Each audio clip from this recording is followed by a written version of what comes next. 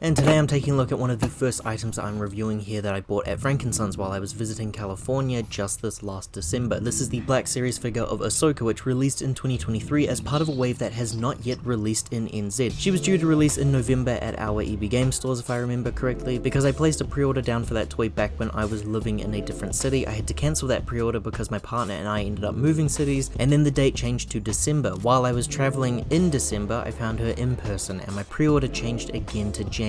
So not only was she delayed in NZ, but the price back home was more expensive than this one as well. So yes, I cancelled that pre-order and I grabbed her in person. The NZ release date has now changed once more to February, so we'll see what actually happens there. We have some Clone Wars artwork for the packaging, plastic free as well, which has since changed now back to the window packaging that people seem to prefer. Out of the box, I think Ahsoka looks really great here, including only her two lightsabers as her accessories. It's been a while since I was this excited about an action figure that didn't include a ton of accessories, but I really wanted to have a Clone Wars Ahsoka for my shelf, and I've wanted one for some years now. I missed that final season figure that released some time ago. She was very sought after here and hard to get. I'm really happy with this figure overall, honestly. Those colors really shine through, the materials that are used for her clothing and her skin look really great on that plastic. The likeness looks really good as well for that cartoon style, but she doesn't look too goofy to me, whereas I think that Rebels one, it's a little odd in its translation to toy form for me. This is also my favorite look for her from the cartoons, so it is my ideal version to have.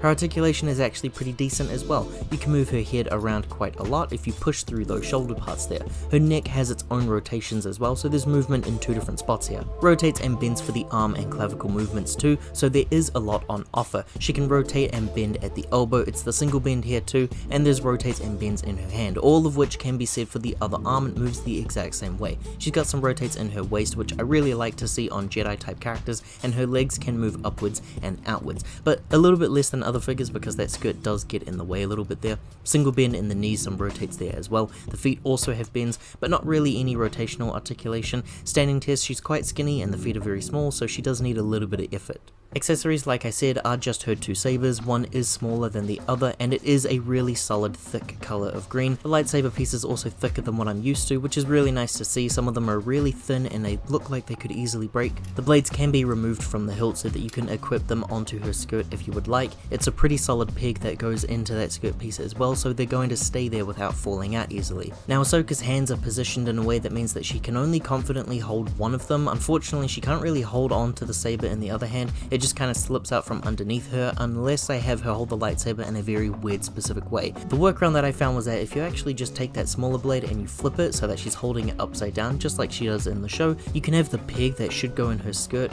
go through the gap in her fingers and she's able to hold the lightsaber that way. This also isn't exactly secure, but it is a bit more secured this way. I'm not sure if this was at all intentional. The most exciting part, of course, is seeing her standing next to some other Clone Wars era figures because that's who she's going to pair best with. Finally, my trio here is complete, and I wouldn't have it any other way. I really like that Ahsoka figure so much, honestly. I think that the colors are really great on her, and the design is perfect as well for what I'm wanting from an Ahsoka figure. I both like and dislike the specially posed hands that she has. The Force look will be nice for displays, but I do wish she was able to actually hold on to both of her lightsabers in a regular fashion, if I'm honest. Still, I'm happy with the figure overall. I think she's going to look great on display with my other Clone Wars characters, and I'm glad that I was able to get her so much earlier than NZ is going to get them. If you enjoyed this review of a Star Wars The Black Series figure, liking this video and subscribing to the channel does help to support me making more videos like this in the future. Thanks for watching.